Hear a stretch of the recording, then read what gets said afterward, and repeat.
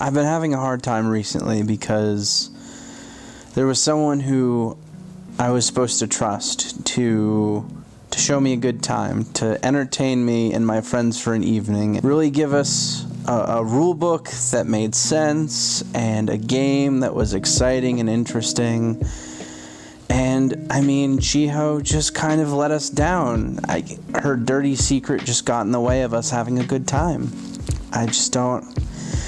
I don't know how to bring it up. I don't know how to talk to her or to the audience about how I feel. It's very upsetting, and I don't know how to handle it.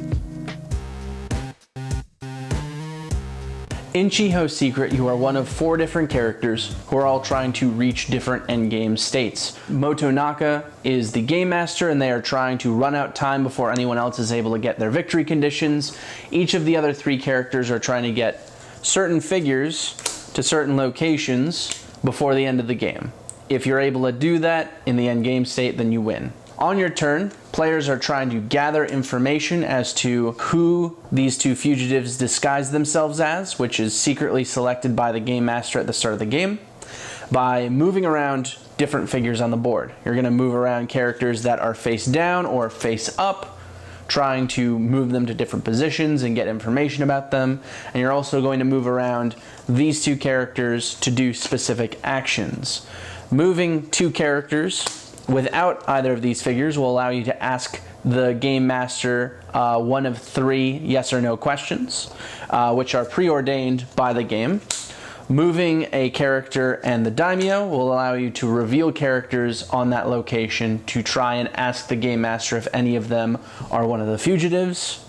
And then the rival and another character can be moved to a location so that you can interrogate them to see whether or not they are one of the specific characters.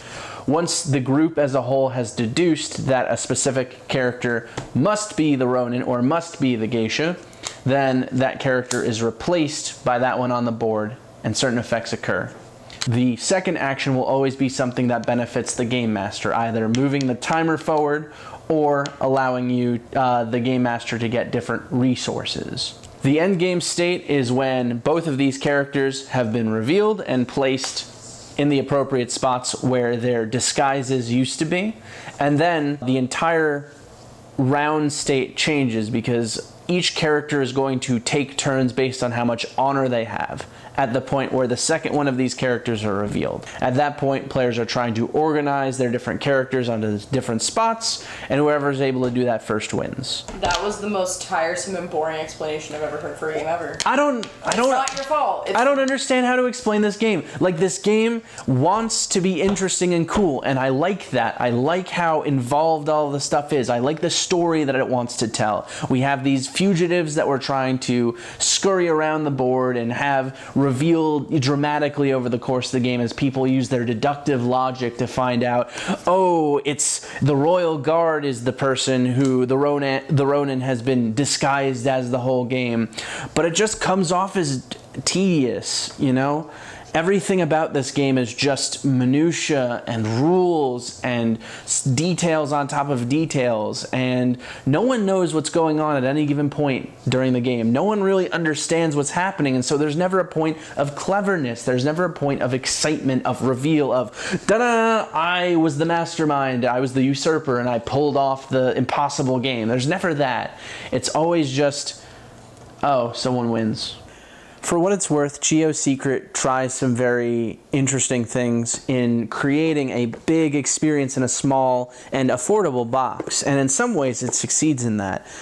But I think that success is at the cost of feeling like you make an impact in the game. Most games feel like they play themselves rather than have the players make any choices, and ultimately this is not a game that I can in good conscience recommend over any other social deduction game. Chiyo's Secret is tiring, and I don't see a reason in revisiting it. And I wish that this game did so much more, but if you're looking for a story-driven game that is a social deduction style game, look at The Resistance Avalon, which tells the story of King Arthur and the knights as they're trying to fend off against the forces of evil. Or play The Menace Among Us, which is coming out from Smirk and Dagger this Gen Con and is focused on aliens that are trying to survive, traitors that have infiltrated the ship. There are a lot of other games that have interesting themes that do the social deduction thing well, and Chiyo's Secret is not one of them. Thank you so much for watching, and I'll see you next time. If you enjoyed this video, we have all kinds of other reviews, interviews, and recommendations via writing, podcast, and video here on our channel and website cardboardherald.com. Our content is audience supported, so if you want to show your support, please visit our Patreon. Thank you so much for watching. This has been the Cardboard Herald.